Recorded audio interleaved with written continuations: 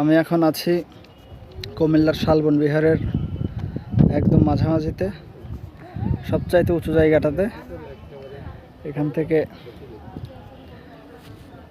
চারপাশের যে শালবন বিহারের দর্শনীয় জায়গাগুলো দেখা যায়। সূর্যের কারণে এইদিকে একটু অন্ধকার দেখা যাচ্ছে।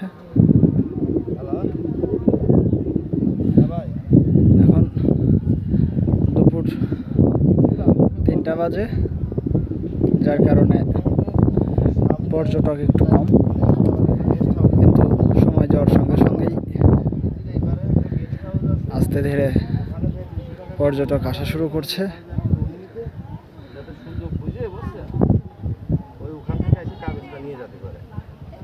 চাইলে এখানে পরিবার নিয়েও সবাই ঘুরে যেয়ে দেখতে পারেন, ঘুরে আসতে পারেন।